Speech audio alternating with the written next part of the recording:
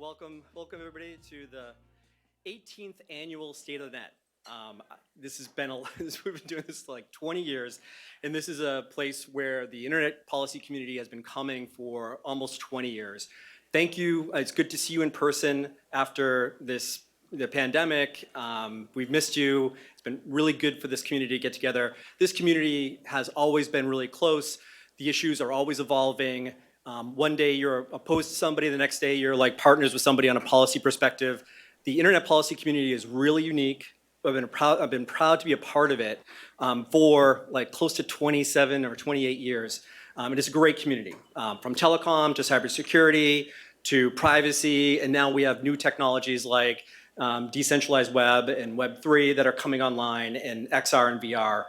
So we're really thrilled to welcome everybody to this policy conversation that we've had over the last 18 years here. Just some introductory comments to orient you for where you are at this. The space is called Convene, and we'll have the entire floor for the entire day. And you'll see there'll be drinks and snacks and kombucha and cold brew. There's even Kit Kats. Don't feel guilty taking a Kit Kat. They're all for you. Don't Strom Thurmond them and like start stuffing them in your pockets to take home to your kids. Other than that, have at it. We also have, since we've been in the pandemic for the last couple of years, we forgot to say what the dress code was. We were worried that some of you would forget to wear pants. We're glad that most of you seem to be wearing, pants, which is good. For everybody that bought a solo stove, fire pit during the pandemic, please take home a campfire mug for State of the Net to go with your solo stove. Please take them. We have radically pared down our office space. So if there's any left over, I can't take them back to my office. So take them with you, please. We also have great tumblers from one of our sponsors, Missoula. They're fantastic. And hats from Comcast NBC. They're spread all across the space. Take those home too. Otherwise, Rick Lane has to take those home. As far as I want to thank the sponsors today, one of which is Missoula, but also Comcast NBC, Workday, Verizon, Meta, TikTok, Amazon, AT&T, Lumen. Venable has sponsored the mugs, the campfire mugs. We also have the funding from PIR, Rapid7, Twitter, NCTA, and the live stream is done courtesy of the Internet Society DC chapter. So for those of you watching at home, that is courtesy of the Internet Society and Jolly, the DC chapter, and they've been fantastic over the past like 10 years streaming this. The Glen Echo group has done our comms, and you'll see Amy Schatz here from Glen Echo, and she'll be moderating a few panels later in the day. As far as there's also, and I'm sorry about the housekeeping, but I need to do this. People don't know what the Internet Education Foundation, we host State of the Net. We've been doing this for 18 years. We have other projects like the Congressional Internet Caucus Academy, which we've been doing for something like 26 years. We're also appointed by the House of Representatives to administer the Congressional App Challenge. So we host app challenges. It's the largest student coding competition in the world for high school and middle school students. And that is done by the House of Representatives. Each member of the House, about 350 of them, host a competition in their district for their students. We're trying to create a domestic pipeline of technology talent for high tech. And it's kind of a workforce development and STEM inspiration program.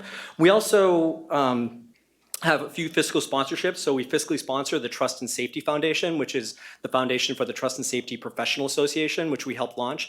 We also are fiscal sponsors for the Copyright and Creativity Project.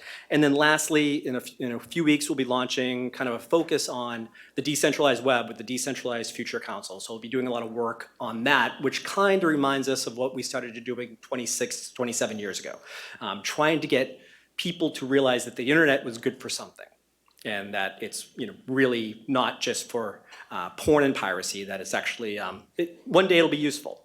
And it kind of brings it full circle for us in the sense that after, my organization's been around for 27 years, at the beginning of State of the Net, we were trying to convince people that the internet had value and that everybody was an internet stakeholder. Fast forward 2 years during a horrible pandemic,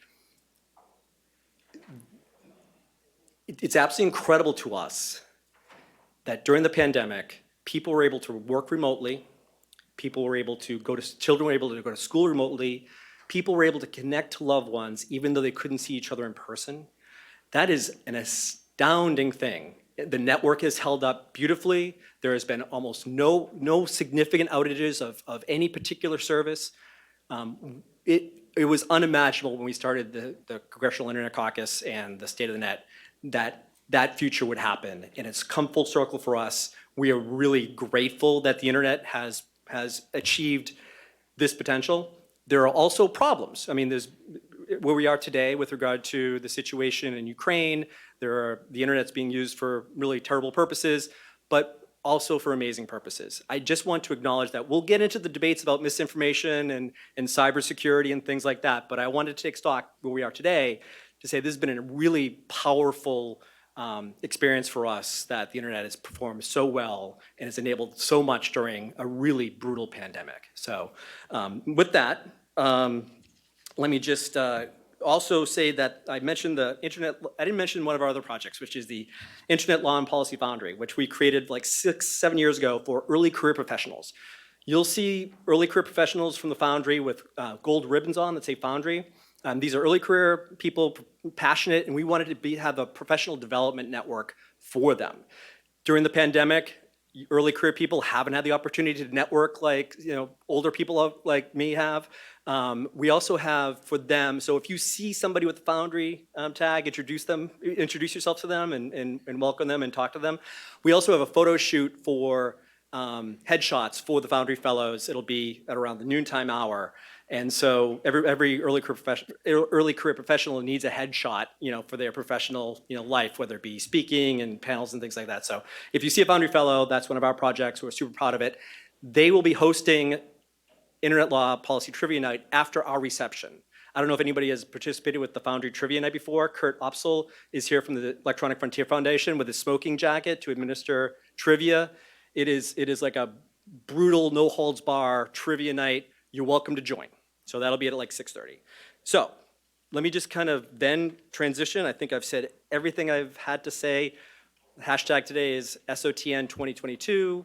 Follow us at SOTN on Twitter. And now let me just introduce, I think we're gonna have our keynote, who is really important to us. He's the new chairman of the Congressional Internet Caucus. You may remember Chairman Bob Goodlatte, who was the chair of the Internet Caucus for like 18 or 19 years or something.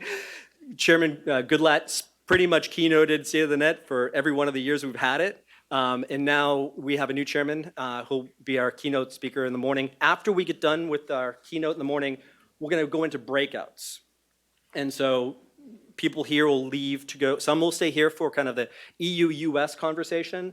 Some of us will go to the North Hub for kind of the workforce development, XR, immersive technologies panel. And some of us will go down all the way to the South Hub for the kids, COPPA, and FinTech panel. So that'll be after the keynote, okay? All right, let me just introduce Andrew Howell. He's a principal at Monument Advocacy, and Andrew's been a really good friend of ours and helped us with a lot of advice.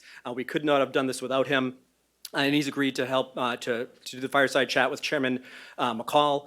Andrew works also, worked for like 8 years at the Chamber of Commerce and the National Security Program there, and we're grateful that he's here helping us do this fireside chat with honestly one of the most important members of Congress for us, because the Congressional Internet Caucus actually triggers the Congressional App Challenge, which is under House rules. It's triggered by a congressional member organization. So without Chairman McCall, we wouldn't have the Congressional App Challenge because that has to be triggered by a House caucus. So Andrew and Chairman McCall will be right here, and then we'll get going.